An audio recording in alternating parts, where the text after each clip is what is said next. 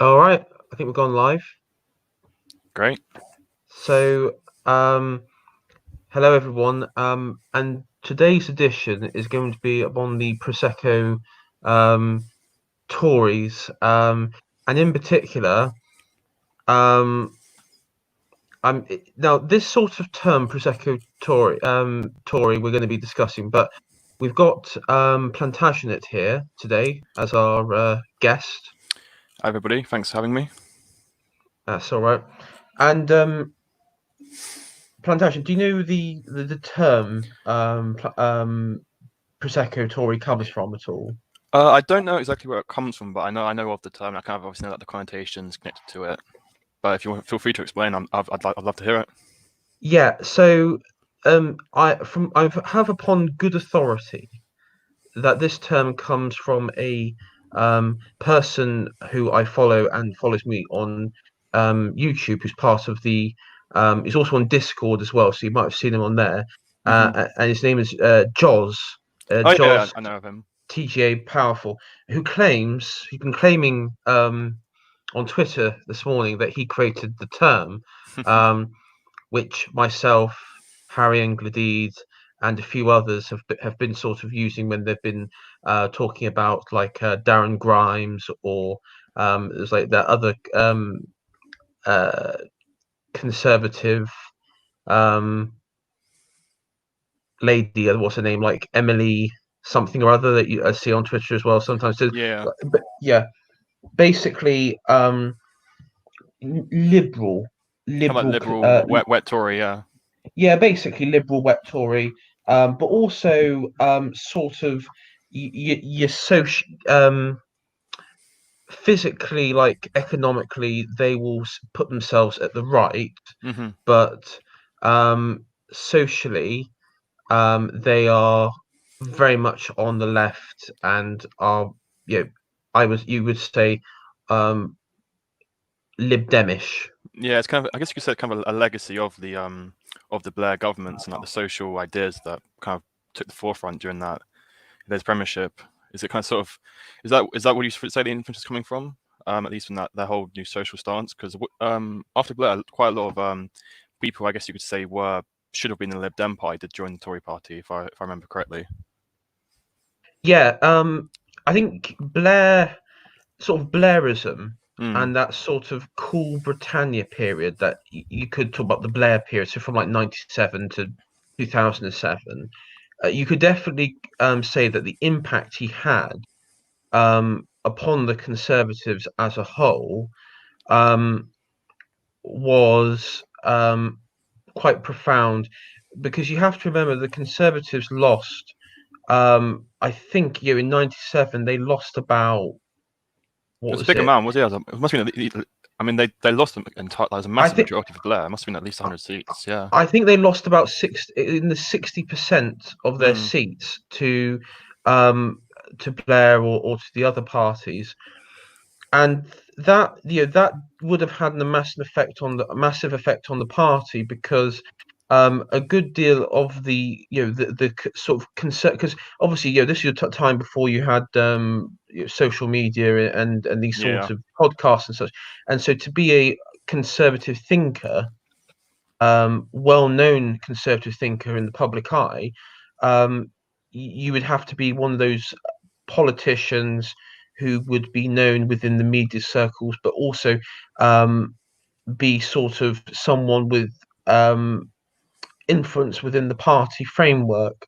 And a lot of the senior figures in '97, I mean, there's a list you can go on Wikipedia and you can see the list. I mean, you had cabinet ministers, you had people like your Michael Portillo's, and people who would have who were considered to be the um, those on the traditionalist side of the party, but with free market Yeah. ideas. And we'll probably go into the factions of it. Of that, I'll probably lead into the factions of the party later. But you had an entire generation of the Conservatives obliterated. Pretty much. I mean, especially when if the legacy, you could also say it's like a dual legacy of Thatcher of the economics, then Blair of the more social liberal side of it. and it did kill off a lot of the traditional sections of the Conservative Party when it came to cultural, social, heritage, all those sort of values that, in essence, traditionally, that's what the party should have stood for. Would have been.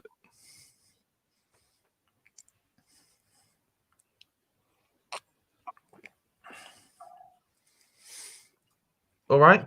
Yeah. Yeah. Sorry, you sort of just cut out a bit there. That Did I cut out? But I sorry, I didn't realize I cut out. But do you know where it cut out? At what point? you'll talk about. I think you're on the social. You said. I think you said social, and then just sort of went. Oh, apologies. Well, I'll tread back to that thought. I guess I was kind of on the lines. Now, because of the dual, the legacy of Thatcher and legacy of Blair, I guess combined with the sort of the cultural progressive trends that are in society generally, with after the social revolution of the '60s, and I guess with Blair, it kind of looked like, at least must have looked like to the Tory management, the Tory party as a like managing the party, that they had to probably make some quite big shifts in how the way they approach the cultural values of the party and what they put to the forefront.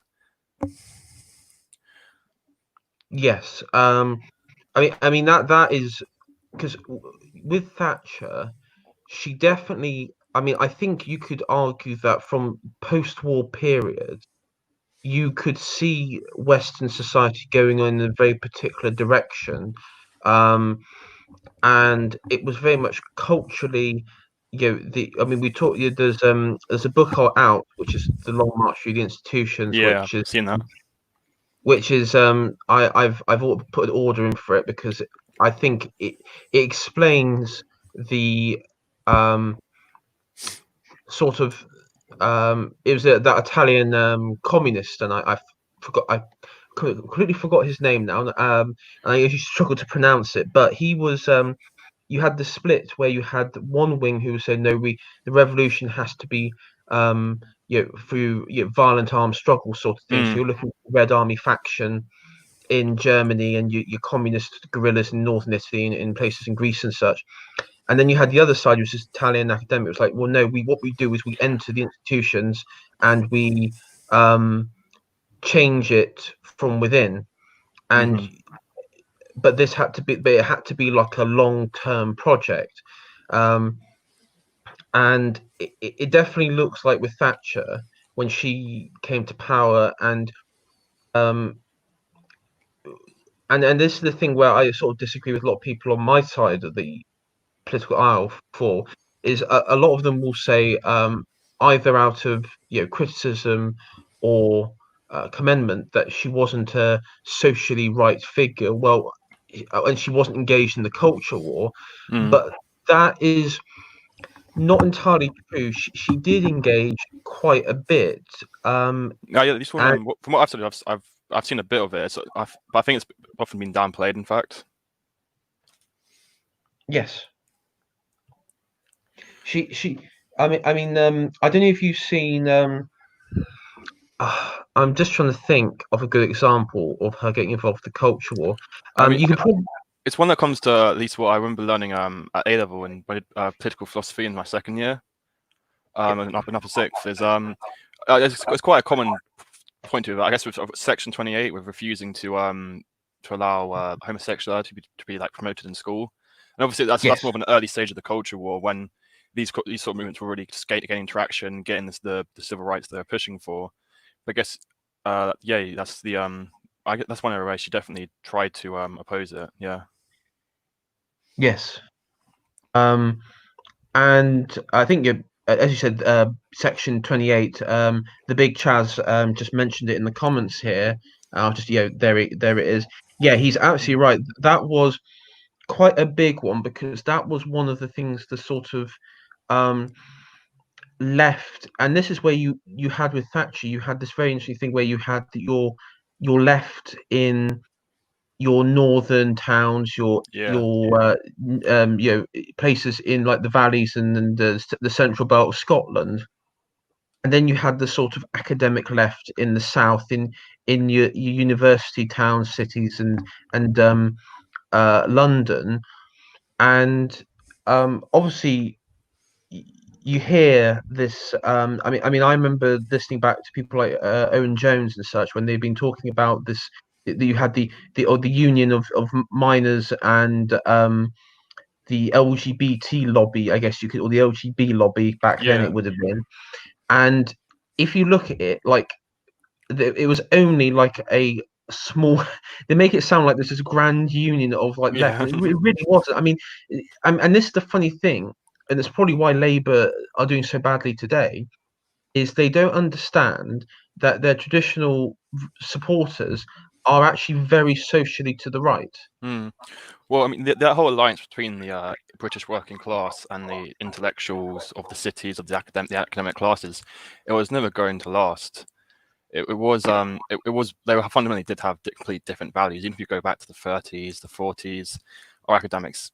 I mean, it's a bit of a cliche to say that like left-wing academics hate their country, but even Len saw the seeds of that with the academics hating our. And I think obviously the kind of like loss from Blair, and that when there was such a clear shift away from the working class, it kind of.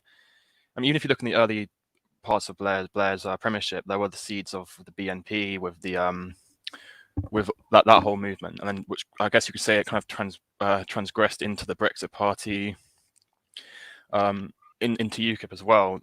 That Yeah. the working class is looking for something that's no longer there in Labour, and they've obviously caught on now. But back, yeah, Well, see, I have this theory with the BNP that the BNP was because I mean, some people believe that the BNP and National Front right wing.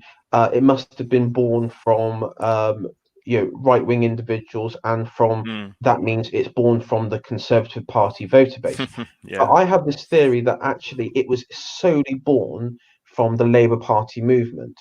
Um, and let's look at the facts that we have in front of us.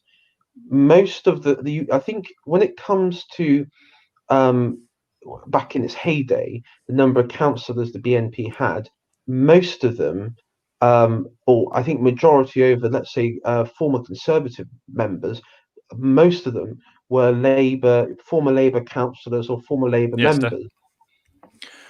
I definitely agree with you there. I mean, I think it's jumping a little bit. I think one of the great tragedies of the last election was that the Brexit Party or the Social Democratic Party, or just a party that would traditionally represent the working class of the North, was not the party to actually have won the seats in the North. And at least relating back to the title of the stream, if there had been a coalition between, I don't know, say 80 seats of the Brexit Party or the Brexit Party and SDP with the Tory Party, it could have pushed the Tories quite back towards their traditional roots rather than where they currently are at with the Wets and the Prosecco Tories. Yeah, and that was always the problem because Brexit was obviously it was it's really funny because it's a single issue it's a single issue, but it encompasses so many other ideological divisions that exist, and it especially within the Conservatives, and I think that's probably a good point now to go on to the sort of bit what I had planned. So I'm just going to bring up a shared screen. Okay, sounds good. Let's see. Right. Um, okay, hang on a sec. I just need to.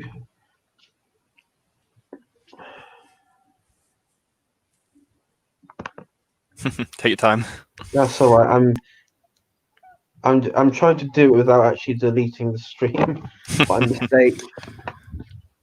Let's hope that doesn't happen. Yeah. Well, what I'm going to do is I'm going to bring up the factions within the Conservative Party because I think we need like a basis of Yeah, definitely, especially when we're discussing it. Yeah, because otherwise, because it's really hard to visualize and contextualize the party. And it's one thing I've really tried to explain to people on Twitter and everything who've been talking about the party is you have to. It's not like a party. It's like a confederation. Yeah, definitely.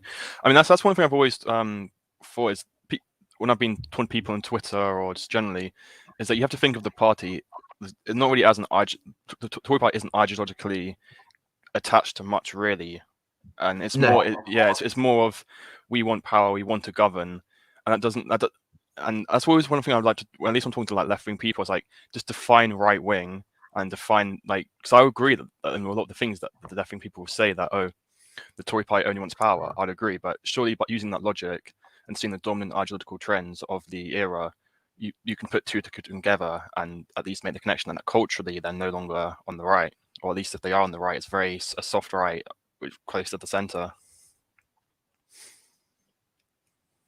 Yes. And we've got another person who's joined, who's in the chat, here. Nathan Hood, hello there. Prosecco Tories and lefties who support free speech, Paul Embry, Ricky Gervais, Lawrence Fox, Andrew Doyle are increasingly hard to distinguish these days. Yes, they are. And in many ways, if you go back to the 2010 election, and if you watch like the leader debates between Gordon Brown, um, David Cameron, and Nick Clegg, you'll see one of the problems I had back then when I was watching it, thinking, "Wait a minute, who's in which party?" They're exactly the same. I mean, I was pretty young when I think it was 2010. Did you say when the Yeah, I was. I mean, I remember it slightly because we had the it was watching on TV, but there was a whole narrative of, oh, there's just no difference between them. They're all neoliberal Blairites. You're just voting, whoever you vote for, you're getting the same result, really. yeah. I mean, back then, for me back then, because I was, oh, well, I won't give away my age, but I was quite politically active. I was a politically active teenager back then, Mm. and I remember it quite well. And I think that might have been the first election I did I vote in it? I don't know if I did. I was still a long way from voting at that time. Not. I think I may my have not first. have. I can't remember if I did vote. I don't think thinking back, I don't think I did vote. But yeah, it was one of the things I remember watching. It was you had you again, Labour back then were very much considered like an establishment party. Yeah. Like you would see the Conservatives, because they had been in power for It was 17 years, so 13 years, yeah. 13 years. That's Mm. correct. And um, obviously Cameron, he was seen as like this young, sort of energized new face of conservatism and Toryism, and there was him and his retinue Mm. of Michael Gove, of George Osborne. They were all sort of called the Notting Hill set, and I don't know if it was like a derogative term or it was a term they referred to and stuff, but it was basically like they were like the products of like the like films in the cool Britannia, so like you Notting Hill and Holiday and all, and these sort of films which were set during the Blair period, where Mm. it was like this sort of this sort of happy, lucky go sort of Mm. society where Well, everything was perfect and everyone was absolutely hunky dory. yeah, it seems like during that period there was just a general feeling of prosperity that Labour had actually managed to continue on the prosperity from the Thatcher years, and it seems like when a lot of people came out. I don't know if it's a accurate take, because I mean I was born during. I mean, I wasn't even alive when Blair got into power, to put it that way. But it seems like a lot of people kind of just became quite content with how politics was going. They saw they didn't really need to be as engaged as much because we had economic prosperity, Yeah. and it seemed like we had a stable government at the same time. So yeah, a lot of people just been disengaged. And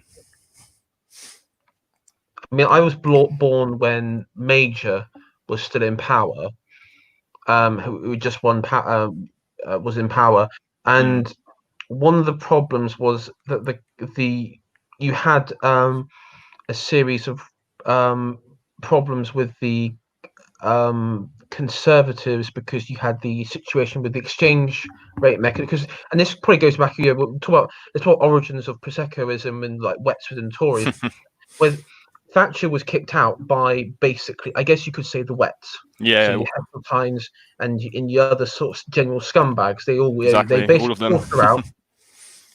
They forced her out, and they took over.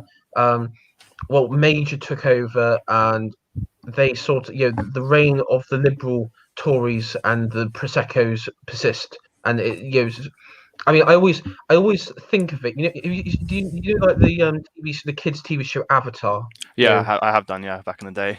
See, I think about it like this. The interesting. If I was going to make a film about it or a documentary, I'd be like saying, this was the conservative, this traditionalist movement. Everything was great until the Prosecco Wets attacked, and then only the one saviour of the right, Margaret Thatcher, who could have stopped them, and then she was viciously forced out and everything. And we're waiting on a new sort of prophecy Yeah, leader to emerge to take us back to the promised land. away from these Prosecco middle class people. I'll try not to swear on this stream. I promise to reduce the swearing content, but yeah, that's that, and you and the problem was these major and the sort of Wets, they were pushing us down the route of the European Union, which is heavily influenced the factional dispute within the party. Yeah, it does seem from the within the faction, a lot of them were traditionalists, the anti EU members of the party in Parliament.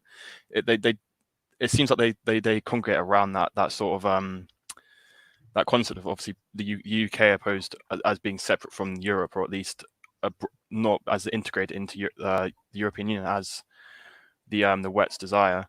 And I think that does I think earlier we mentioned about obviously Brexit being the almost like like I can't remember the exact take we had on it, or the term we used to describe it, but it was connected to the culture war, and I think that also highlights the connection between like going back to the connection between Brexit and the culture war is that it's almost the outpouring of all of this feeling towards the wet Tories and their control of the party.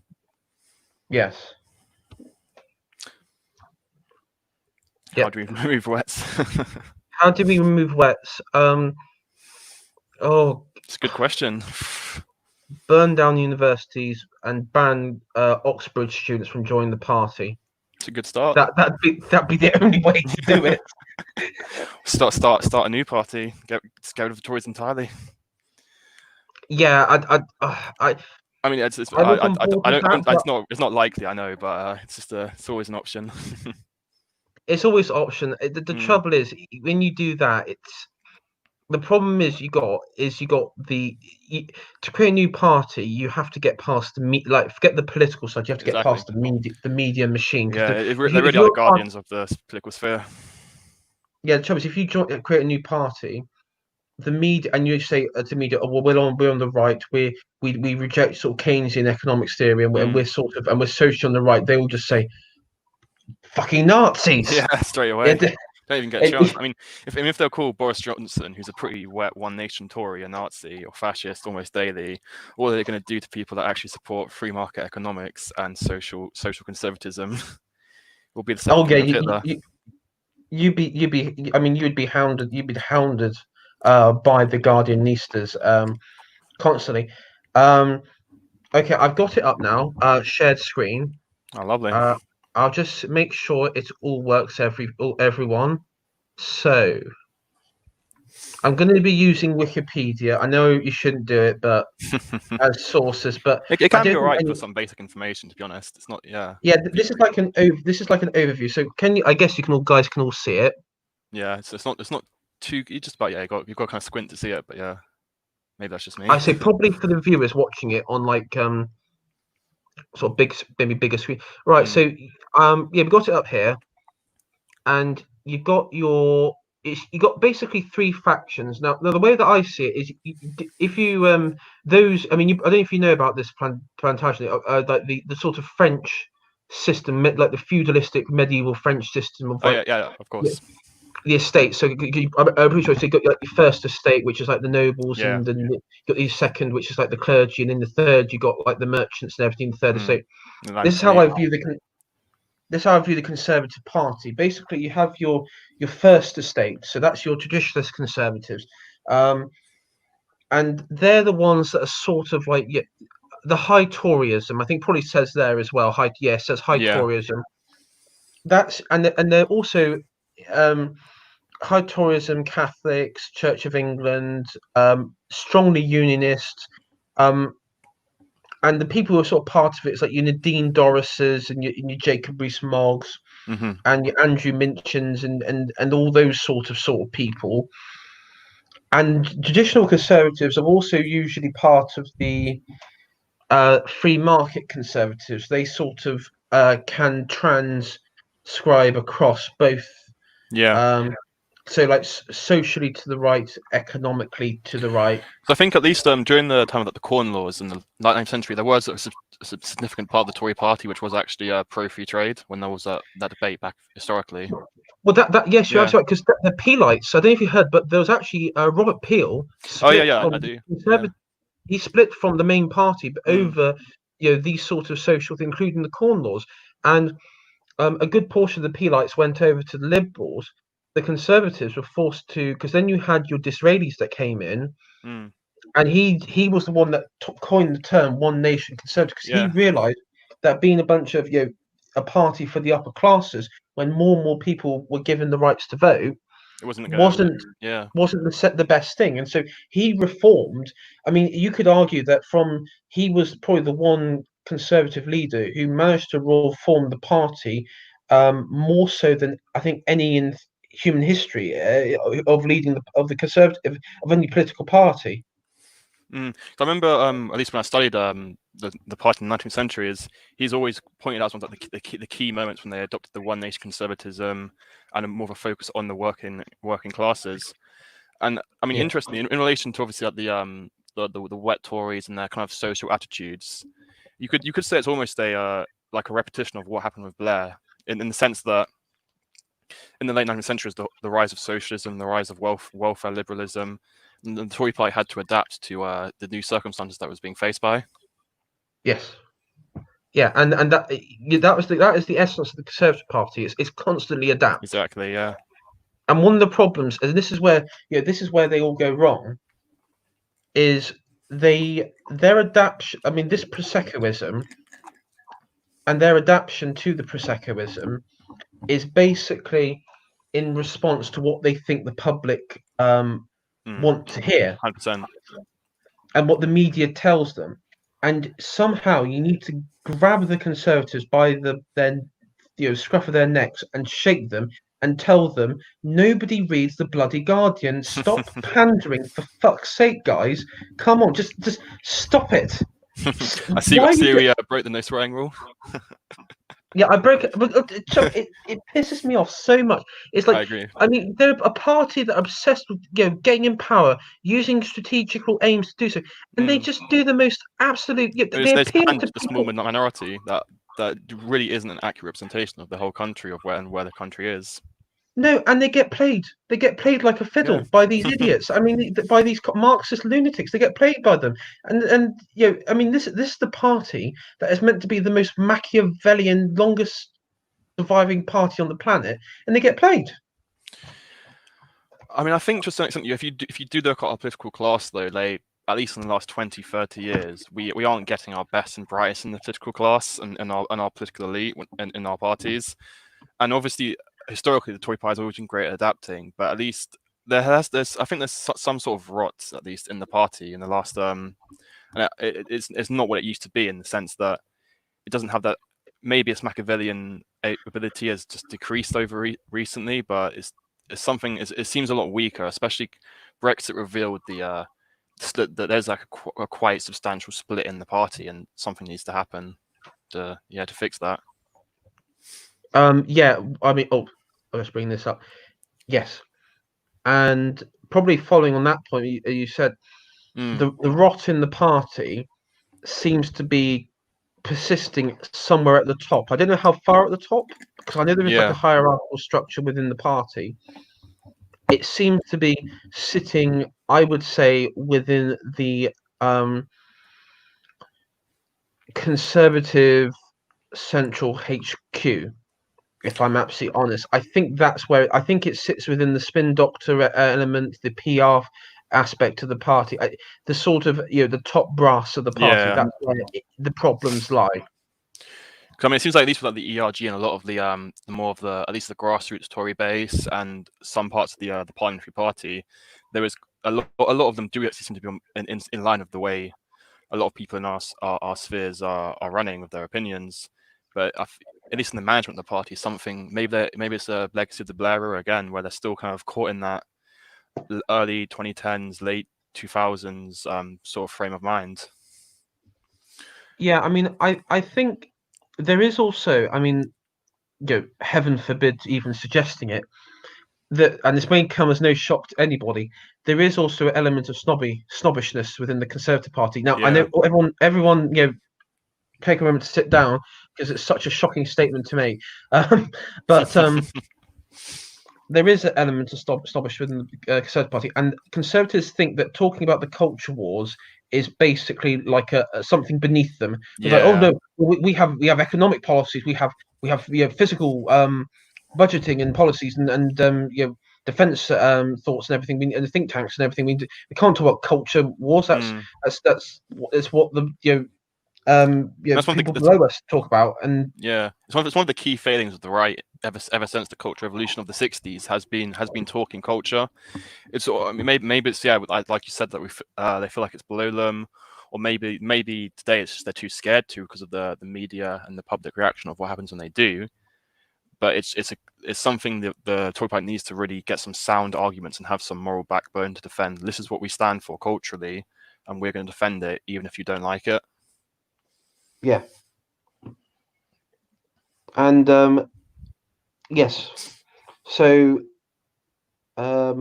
what's Big Chaz? As nice as destroying the Tory sounds, it's the oldest political party in the world for a reason. I don't think they can possibly be destroyed. It's got a good point Uh, there. no, it's not going to be destroyed. It won't be Yeah, destroyed, but not it in our can lifetime at be. least. It can be reformed. I think. I think what we have to do is we have to wait until we can. I think. I mean, it's something I've been sort of wrestling with. Is it are the boomers the problem? Are the boomers within the party, like basically 90% of the party, are they the Yeah. problem?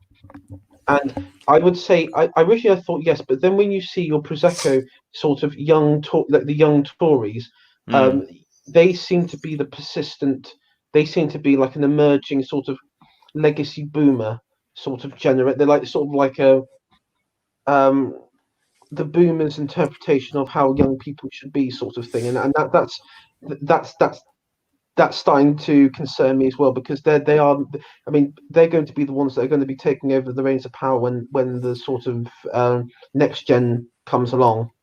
Yeah, well, funnily enough, a lot of the sort of people of my age group that are, you'd say, quote unquote Tories, they do seem to be of that ilk of the in that tradition of where they're pretty socially liberal, but then when it comes to economics, they'll be right on. They'll when their economic arguments will be sound, but then when it comes to the culture, they'll be right on board with all of the left wing stuff. Especially, I mean, you're probably about 5-10 years older than me, but at least of my generation, it really does seem like it's just a continuation of that, and the wet Tories are going to keep on going at least if things don't change. Yeah, and I mean, I've had a series of discussions because as many of you may know, I am a member of the party, so I am active in the sort of local branch of the party. I'm not active in the higher echelons of the party because if I was, none of this shit would be going on.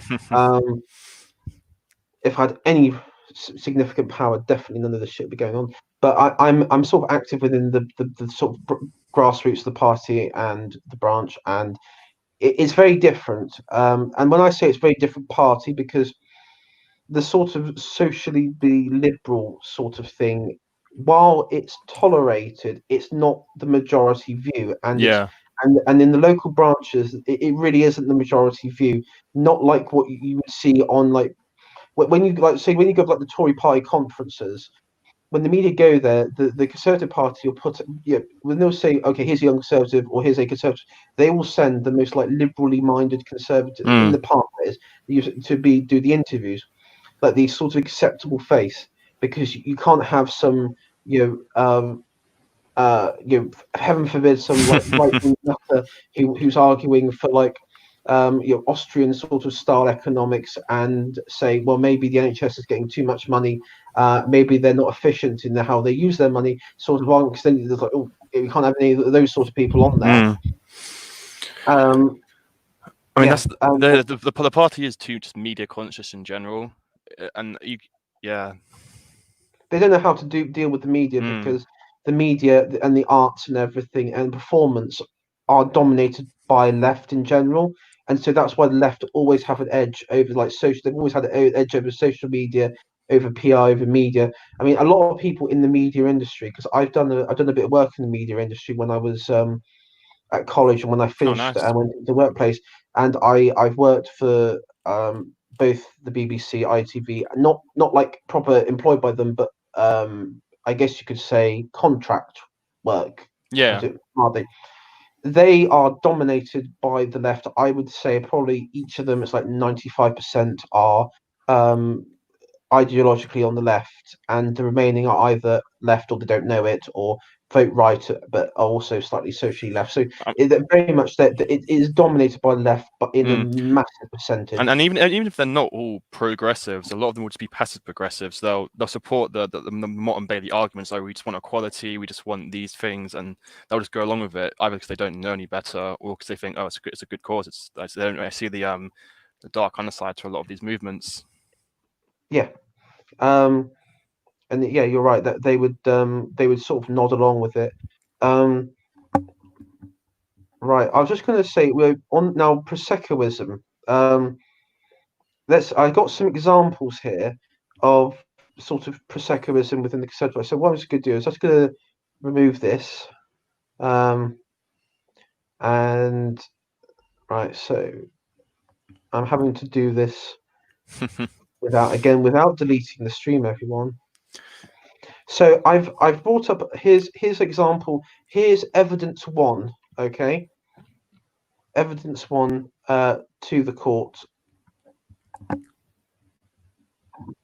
So what we're viewing here, this is Conservative Home. Now, Conservative Home is like the sort of online, like blog, maybe it's like a blog. Yeah, it's like blog. It looks like one. Yeah. It's a blog, articles.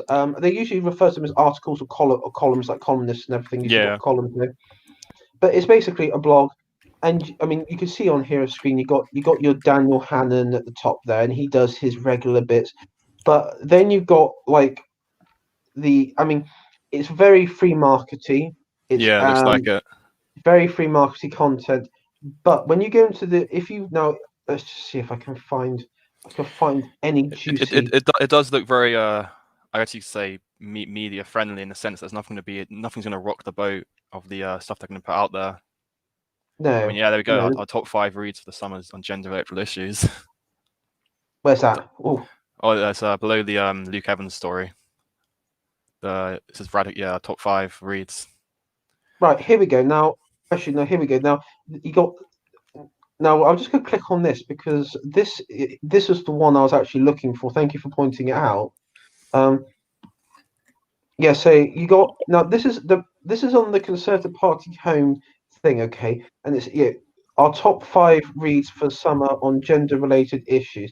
Now, this is the sort of thing you would see coming out of this sort of article. You would probably see like on the Momentum or a Labour Party exactly blog. So anyway, they got this on here.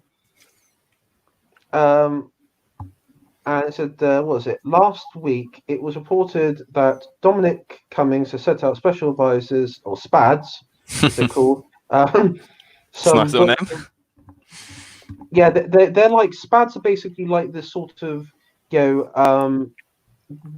borderline sort of juvenile, teenaging looking sort of civil servant boys who are basically like the whipping boys for the whippers for the Dominic Cummings and figures, and they're called SPADs. Well, it's like if you look at the I'm guessing at least with this, it's a lot of the civil service. A lot of the intake is it's going to be sort of the diversity quote. I don't know if obviously in terms of this, but this sort of article is probably written by one of those diversity quotas. If I'm being judging from it by at least, I could Now, to be fair, with this, it is acknowledged that the Gender Act 2010 and the Gender Recognition Act is, which she says is not the best drafted piece Fair of enough. legislation. No, it's not the best drafted. It's one of the most ridiculous pandering bit of legislation that made no sense. But anyway, um, yeah, she goes on to sort of talk about the complexity of it and the sort of the why the wording and everything wasn't um, the best.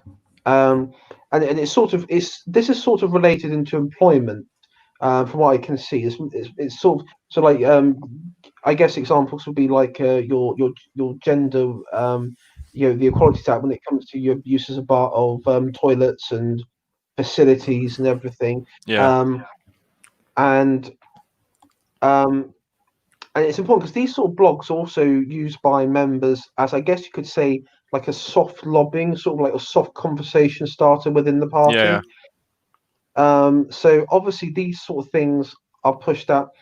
Now, from what I can gather, um, this is quite.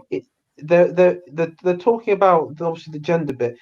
I don't know if this is a criticism of like because they're talking about like puberty blockers and relating to children, and you've got the Tavistock Clinic in London, Hmm. which is So it's not the been Centre for gender dysphoria and that whole the treatment like for the yeah, NHS. Yeah. yeah. This is what it seems that she's criticising at the moment, um, quite justified. So obviously, but the point is the the one of the problems you got, and this is probably, I mean, this goes back to, I'm just thinking, it goes back to what was said by Academic Agent in one of his videos. Is you have the problem is when you got repetitive repetitive programming, or it was like so when you Linguistic, whether repetitive linguistic, yeah, that was linguistic it, trick, yeah. yeah, that kind of. Well, actually, something I saw it's a bit of an off point, but something I read is that if you did like a study of it was a study, and if somebody there's something like Chinese letters or like numerals, and the more they heard something, the more people associated it with something being good. I guess that this is like that sort of concept is being applied into politics and culture. Yeah. And that's the thing, because obviously, while the author um, of this this blog or article piece that they put together, you automatically, because you say the title is our top 5 reads for the summer on gender related issues, you automatically concede You just concede linguistic ground, yeah. linguistic ground to the left, and that's even if they say. I just want to see what the comments are. Well, that's one of the things the right needs to kind of fight back on is not using the left linguistic terms, and that's one thing I've been saying even with my friends that are on the right. They'll still use terms like when discussing stuff with leftists, they'll say, oh, they'll use the terms privilege, they'll use the term oppression, rather than trying to use language that doesn't fit into their language games. Yes. I found a very spicy take from Tony from Torquay. Yeah, I see that one. Gotta love Tony. I don't know if I can read the fourth paragraph on this, because he goes into some really really spicy takes on racial societies. I don't He think I'm gonna. does. I'm not. Might I'll not leave be. it off. Yeah. I'm not going to read it out, because I don't. I've only just started this channel. I don't want it to get deleted automatically. Yeah, this wouldn't be a good start. No. Thanks for thanks for the warning about what not to read over the summer. Gender politics is the ultimate liberal wet dream. This is what I love. Even though it's embedded in the party, the grassroots will be fighting back still. Oh my god. This is the thing. I absolutely love the grassroots, because they're just like, especially over the statue situation in the country, Black Lives Matter. The grassroots of the party have absolutely been bloody radicalized and based as hell when it comes to the sort of the sort of cathedral. Yeah. And I've actually heard like people on my conservative branches and conservative forums on Facebook and like the sort of my normie persona, my normie um, conservative colleagues who've been talking about the cathedral by the leftist infiltration and are absolutely. I mean, they're basically where I was probably back in 2016 Mm. when it comes to the awakening of everything that's going on around you. Yeah, definitely. I've seen a similar sort of thing, at least with my friends. They've also been kind of leaning towards there's these power structures in place that do favor the left and they provide the incentives and the punishments for certain types of behavior and obviously not to express certain things. And it's definitely one of the positive. I mean, there's not many positives of the last few months, but that's definitely one of them. Is that people have become more awake to these processes that are actually embedded in our society now. Yes.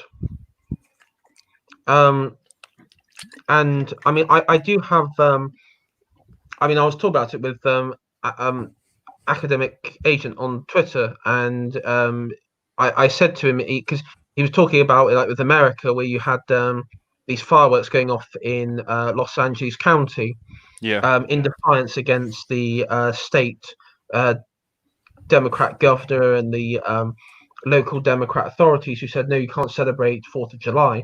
And he basically had this helicopter shot, and it was like every single street, near enough every single house, it looked like was setting off fireworks.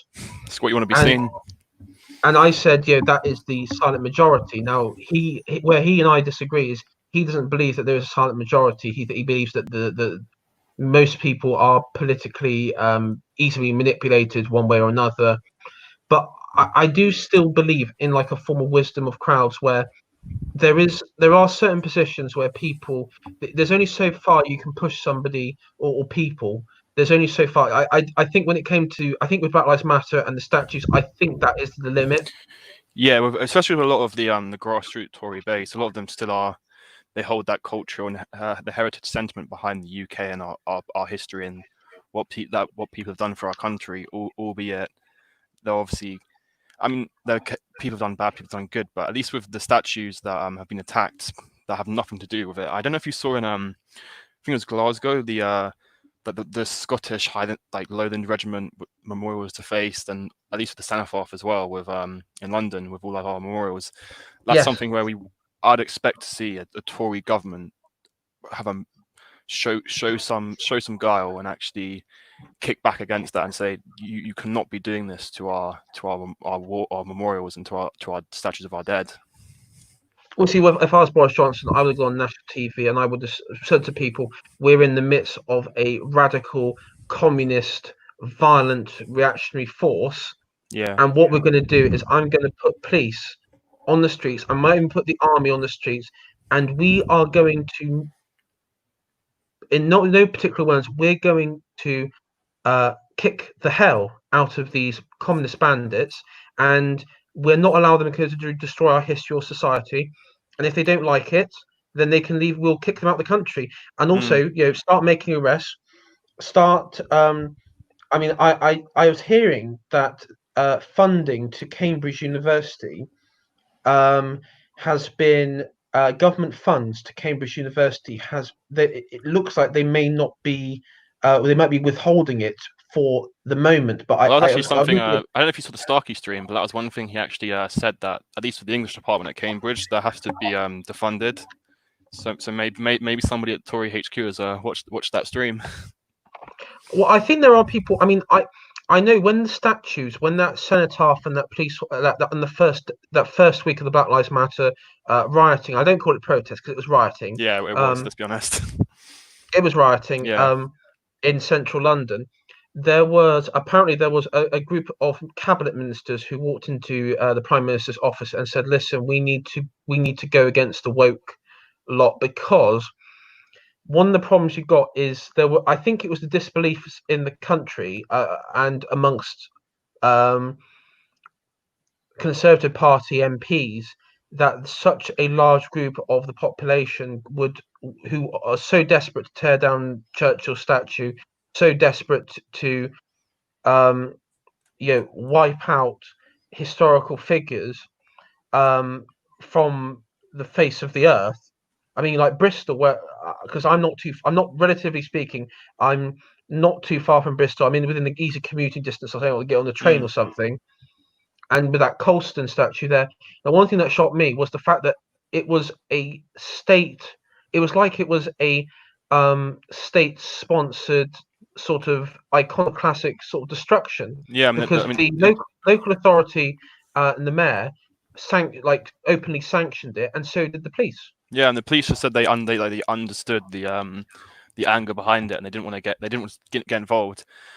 And I mean, that's just fundamentally that's just the police not enforcing basic laws, and it just shows how deep the rot in our institutions has gone to, like that level where Yeah. the police just won't even do such a basic thing as defending our heritage. I mean, I don't know, at least at that point it it really hit me quite deep, because I mean, I not to dox myself, but I walked past that statue almost every day, and the statue of Burke for almost every day for a year, a couple of years ago, and I just yeah, it's just when you see something like physically that it hits it a lot more. It hits you like a lot more closer to heart and really to home. Even yeah, Yeah, and of course in Bristol, like Colston Hall has been yeah. renamed. And I mean, I saw something the other day. Came on like they wanted like all the different roads can be renamed as well, or I don't know if it's Yeah, like calls to do it at least. yeah, and also the church, the cathedral. Is it St Mary's? In Bristol, St Mary's Is that the Cathedral. one near the what's on the south? I think near the Big Asda, the old Tudor cathedral, is it? Or Yeah, yeah, it's not too far from Cabot. It's like Cabot's like up the road from it. yeah. I know the one you mean. Yeah, Yeah, no, there was stained glass window right at the top, which because I mean this is the thing. Colston was like that. He built Bristol, like yeah. Monday sort of Georgian Bristol. He built it Mm, because he was like the wealthiest man in the city. And just to point out, he wasn't a slave trader. The media narrative that he was somehow this ghastly slave trader that was going around, mm, making his money. He didn't. He owned a share in a exactly. company that did slave trading. It's like imagine like if I owned a share in Apple, and a statue to me was torn down in 50 years because they said, oh yeah, Shire Tory was um, Yeah, child child slave profiteer. maker. I mean, it's absolutely ridiculous. He made his money just on basic trading of spices, of sugarcane, and coffee and tea. But the sort of revisionist, sort of deliberate lying on history is something which I think the government needs to get a handle, and government and MPs and people on the right need to be, when they go on TV, because when you go on TV and have these interviews, you need to go on TV and you say to just no, I'm not accepting your stance and your take on a person Mm. like Colston or anything. That is not true. You are deliberately lying. You're either lying because you're ignorant, or you're deliberately lying because Just in bad faith, you've got really. a narrative to push. I mean, that's the thing with when we see the people at the protests. A lot of them, at least the passive progressives, they are generally just ignorant. They're seeing the narratives in the media from their friends that are more active progressive, who themselves are ignorant and Yeah. doing it out of bad faith. But I think just generally the lack of historical awareness in our society it just highlighted how big of an issue it really is, that you can people will push half truths without any context, without any idea around the actual what's happening in the times, and people just take it as a full-on historical fact without any other consideration or even looking into it a little. It's Yeah, and quite disappointing, and in at least the way I feel I'm disappointed in the lack of it. I mean, the amount of ignorance in our society at this current moment.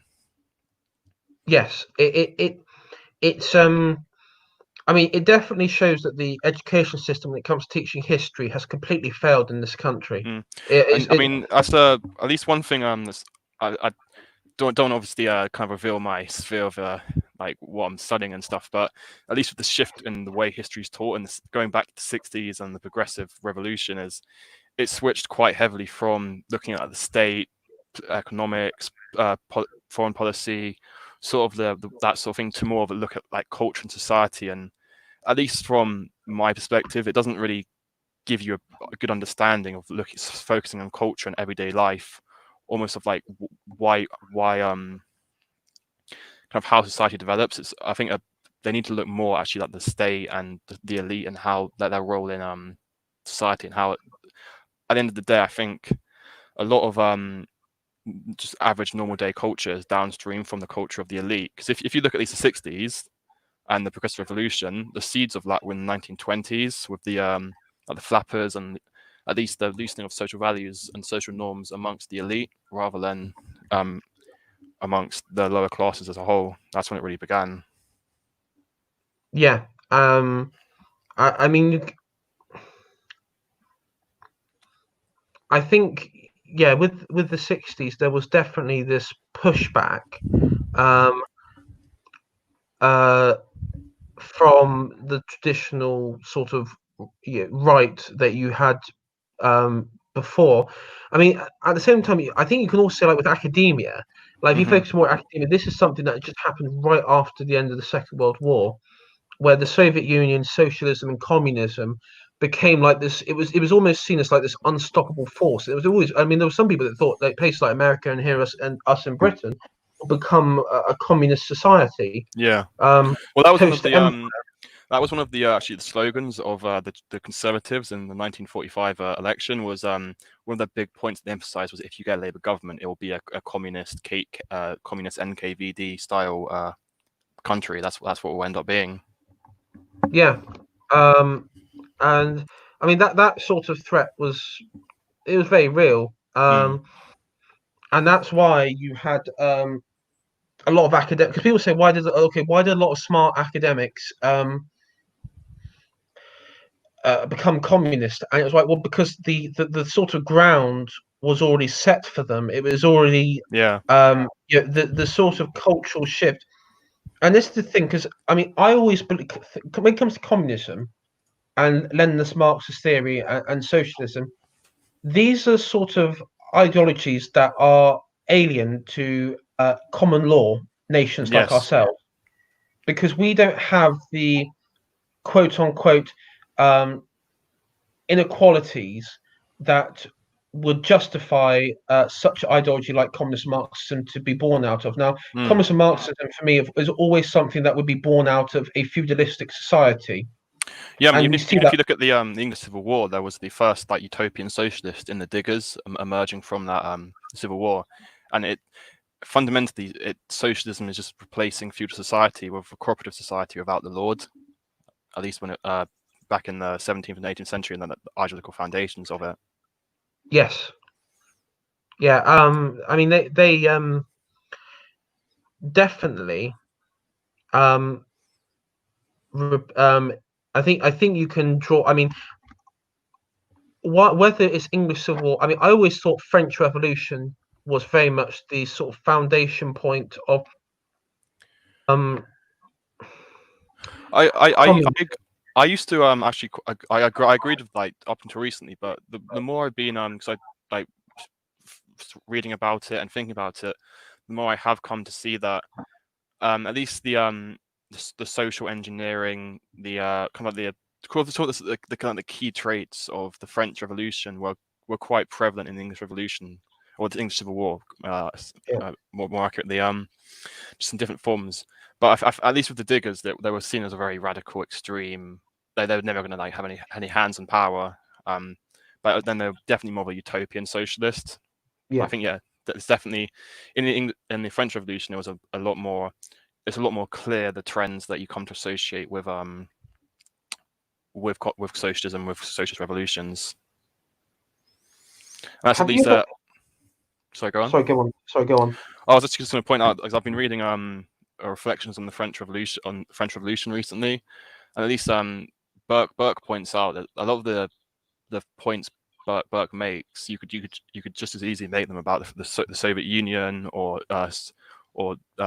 communist, or I say fascist China in reality today. Yes. Uh, when it comes to fascism and communism, I think there are distinct differences between the two. I know, I agree, but there's a definitely they follow quite similar trends and projections. and at least from the reading I've been doing, I have been reading quite a bit of Mises on socialism recently, and it Yes. has obviously he does the perspective that fascism is the conclusion of socialism and like the logical conclusion of it. I have been kind of leaning more towards that view recently. I will put it out there. So yeah, that's what he was. Yeah, I agree with Mises on that point, because I always think that when like the Nazi part, like they were talking into Nazism. Now I always think this Nazism is like I mean, imagine the horseshoe and Yeah, imagine the rope between the sort of the ends of ends that attach it to each. National mm, Socialism is basically the rope definitely. that attaches the horseshoe together.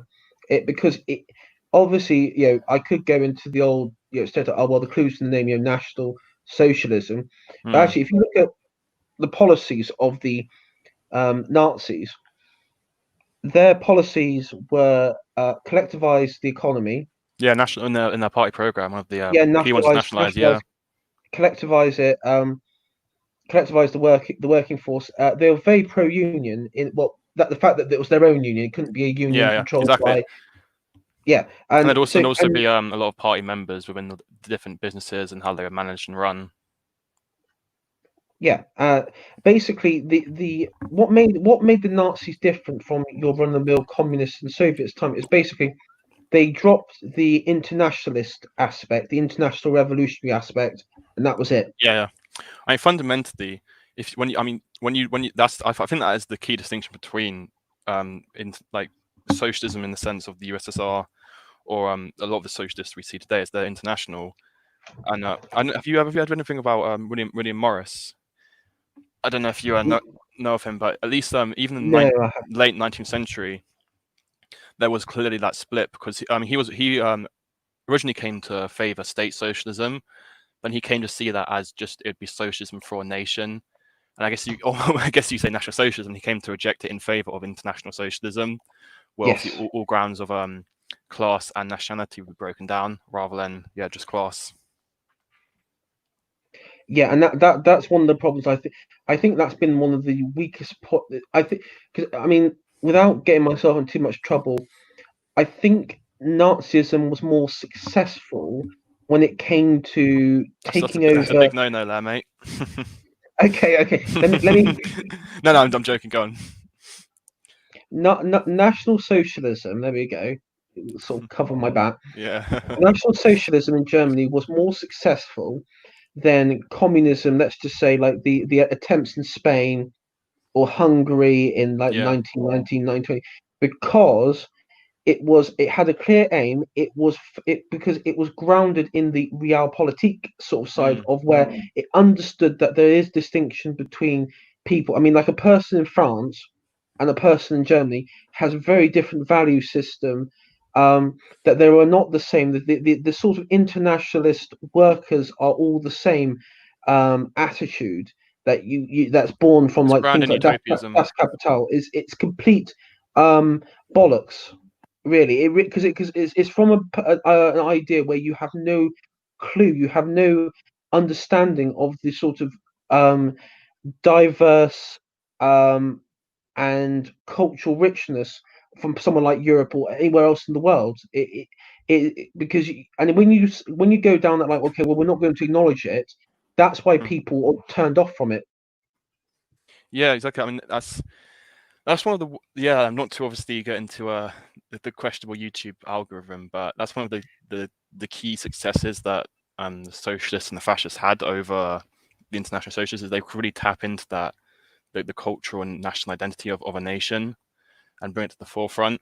And I think that's one of the, at least from the historiography that I've read around National Socialism, is a lot of the more Marxist socialists, they really want to disassociate National Socialism with socialism. They want to define it a as like a inevitable conclusion of capitalism because they see it as such a I guess you could say such a detriment to the ideology as a whole and the socialist ideals, especially the international socialists. Yeah, So probably yeah, just I don't know if my point was too related to what you said because I had to quickly mute my mic and talk to somebody. Apologies. that's all right. No, I think you got it through. We just got a comment from Nathan Hood. It says, was he Trotskyite as in international socialism slash communism. Mm. Yeah, I mean, if you look at the history of, let's say, like the Europe after right after World War One, you could see that the when I say international communism, socialism, basically, the communist parties in Europe were directed by the Soviet Union. Mm. And at It least was, in Germany, the SDP and the KBD, they had a lot of yeah, ties with the USSR and the government there. And I think they received funding and direction from them as well. yeah, they did, and this happened under Lenin. This happened, yeah, obviously with Trotsky, and it happened with Stalin. So one of the common thing you could, because even though they were very much different, Yeah, especially with Trotsky and Stalin. I mean, that's maybe overstating yeah, different. pretty much the opposite. They had different views on which way to go forward. They definitely the revolution itself was to be international. This it was meant to be the workers in each society, and you know, you have to think back to what society was like for them when they were Mm. around. Now you had your Russian Empire, you had your Austro-Hungarian Empire, you had your Ottomans, you had the various sort of kingdoms in the Balkans, and of course you had Germany, the German Empire. All of them were you didn't have liberal democracies in any of them. They were all feudalistic societies, especially Russia, which was a very feudalistic society. It hadn't changed really effectively from the um, 10th century. I mean to put it in that sort Mm. of And terms. they had begun to modernize slightly, but it was still very slow process because they're so far behind from the starting Well, blocks. yeah, it was the city. I mean, Mm. the city. To be fair, yes, the cities did modernize, Yeah, especially under Peter the Great. yeah. But He was that's very the much. thing with it's such a large country. I mean, obviously the cities were, but then a lot of I mean, even by the 1940s and 50s, a lot of the countryside are just still living in really peasant-like conditions. If you, Yeah, I mean, and those sort of peasants, because I mean, not to not being cruel about it. Obviously, they wouldn't know better because they didn't have an education, and if they did have an education, maybe they would have not. Maybe they would have thought differently. But the mm, reason why the communists were so successful in those nations was because they the population themselves weren't educated at a level where they could make uh, weigh up the political issues, unlike here in this country. Because yeah, if you compare, the Russian Empire, the populace of the Russian Empire to the populace of Britain, the working class in Britain, I think I'm looking at statistics.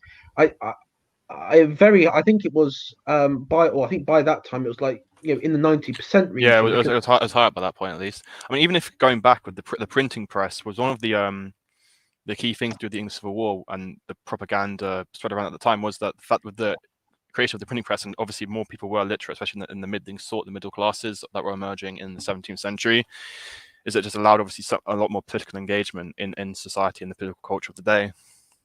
yeah, London Mm. by I think it was by the Civil War period, 70% of London were literate.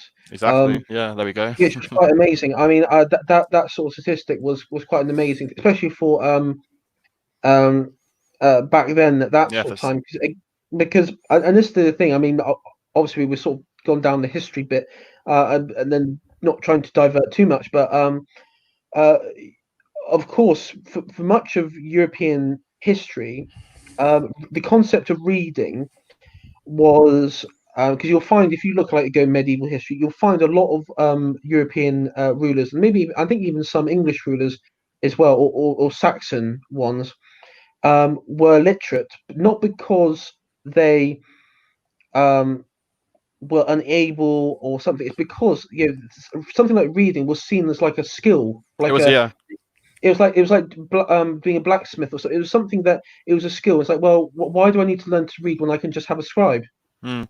And Or that, it's also as well as being a skill, it's also kind of it's set you apart from the average layman, from the average peasant, especially if you were able to speak and read or write Latin yeah. and French, and at least with the aristocracy after the Norman conquest, they all spoke and it's French, and it set them apart from the peasantry and the middling sort. Yeah, and um, I mean the Normans, they spoke the Norman French.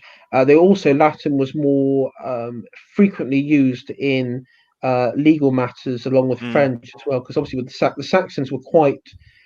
I mean the British Isles, like your Celts, because you obviously had your um, Irish and such, who had a very sort of centralized monastic sort of church interpretation compared to their um, neighbours in on the continent or people like us. But and of course, the Saxons were very much uh, dominated. I guess you could say by the old sort of Saxon customs. And it wasn't, mm. as I said, until the Normans came in that it all sort of changed up a bit. Um, and probably we should go back to the Tory Prosecco bit. Yeah, we went a bit off topic there. I think I feel like. I'll just go back Yeah. to thing.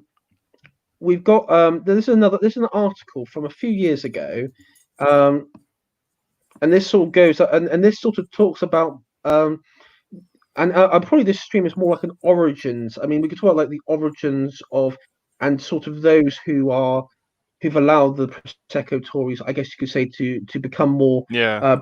prevalent. I mean, because I've been looking on Twitter now. I know like people like Rudder and such, and they've been saying, well, the Tories and the Wets and the Proseccos have always existed. Well, they have, but they've never been as vocal as they've been before. Now, and that's sort of where we're looking at, like um, how did they get into um, the positions of power? And I think this, if we go to the smoking gun evidence, I think Cameron and what we see in this article by Peter Oben is probably the sort of um, clarity that this provides. Yeah, I mean that's one thing I feel I do. I don't know too much about the actual like the workings of the inside of the actual the party, but I guess because you are part of the party, you do know a lot more about that sort of stuff than me. But it's definitely good, interesting to actually find out. I'd be quite interested to know. Oh, apologies, but I think I actually have to go now. Sorry for cutting it out so suddenly. But yeah, I think my the thing that I've got to do is here now. So apologies for That's that. no worries, no worries. Well, thank you for being on. Thank you very much for having me. I really enjoyed it. That's all right. Well, thank you very much. Bye. Bye. Right. Um. So yeah. Do I know everything within the party? I'd like to claim so, but no, I don't. Um. But I mean, I look at it from like the local sort of branch scenario. Um. And so as my sort of view on the party is very much from that sort of perspective. I mean, going to this article though, you know, thinking when the party was decimated back in '97 and it was being rebuilt back up again, and when Cameron came in, I mean, he led his as I said, it's a successful bid to become the leader of the Tory party. Um, it was very much it was sort of run by this group within in around Notting Hill, hence the Notting Hill set of West London. And it was very gentrified area. It was very liberal area. It was very sort of your cosmopolitan, metropolitan area, and it was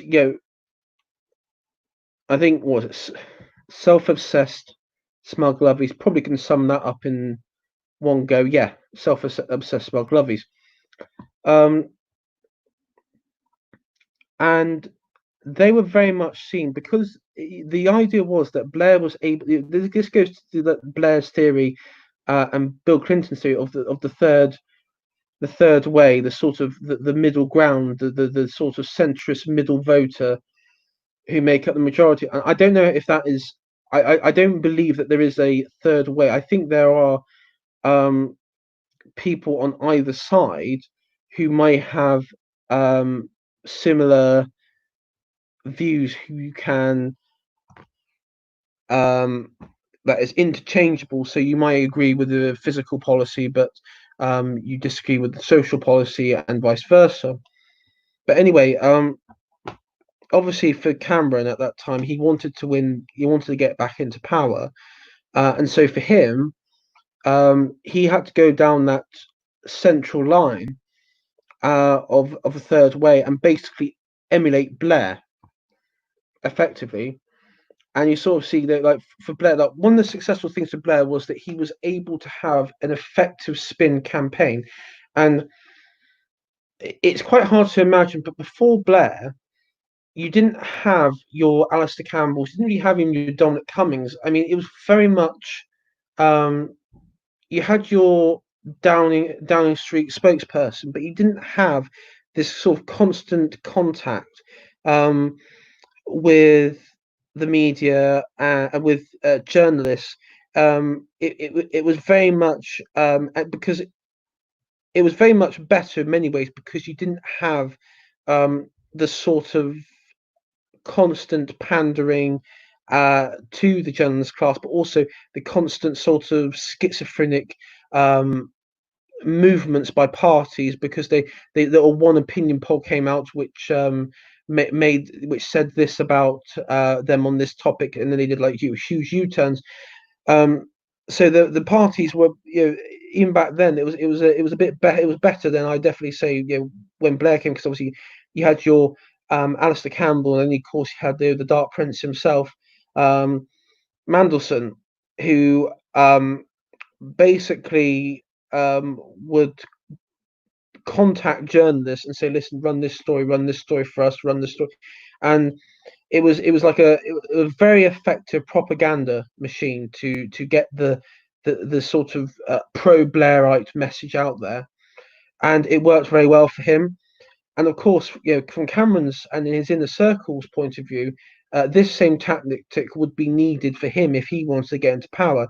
You needed this, and this is what they go and say, like Blair before them. They were the youngish, media savvy, metropolitan types, and um, I was going to say, who I was going to say, Michael.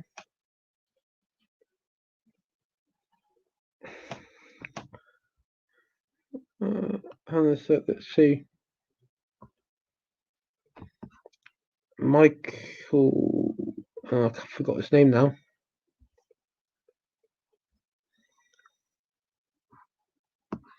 Yeah, because people like Mrs. May, she was part of Notting Hill. So it was her. It was George Osborne. It was what's his Michael? I forgot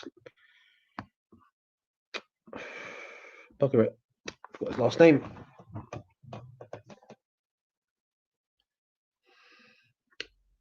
I'm going to be saying, damn it, I remembered it. Michael.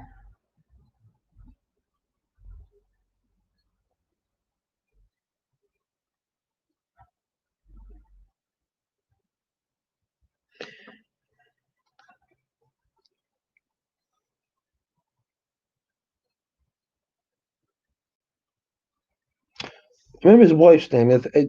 Sarah Vine, I believe, and I can't remember. I can't remember his name, and this is really bad.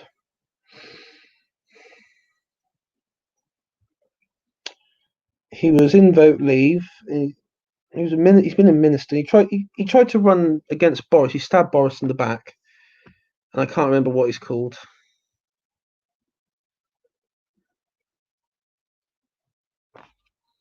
Let me just search his name. Sarah Vine. Bloody hell. Who the hell? Michael Gove. That's it. Bloody hell. Michael Gove. But yeah. Yeah, he was part of that circle, and of course, with Michael Gove, he was this is where the divergence happened, because he was very much on side of the Leave campaign, and he diverged from the mainstream sort of point of view.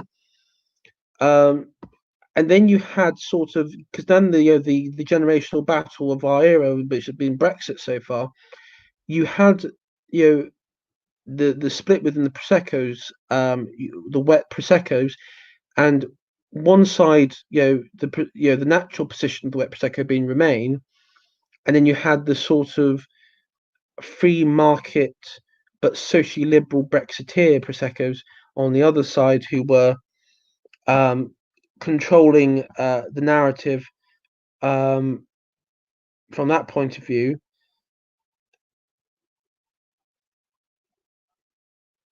And then, as we know, the sort, and then the rest of the party, the people like the traditionalists and everything else, they became more and more sidelined. And I'll probably finish it up now because it's probably going on a bit too long now. But to sum it all up, the party is dominated by the Prosecco because the party has been rebuilt in their image, and that's the problem. Can it be undone, or can it be changed and a new image built on top of it? Yes.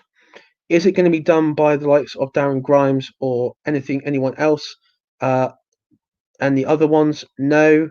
I think the Oxbridge types, that this is where it was born from. They're not the ones that are going to be leading us through in the future. And on that note, I want to say goodbye. Thank you for all being joining us. And I will hope to do a stream with Plantagenet in the future, maybe a historical stream. But so far, thank you very much for all watching, and have a good afternoon, evening.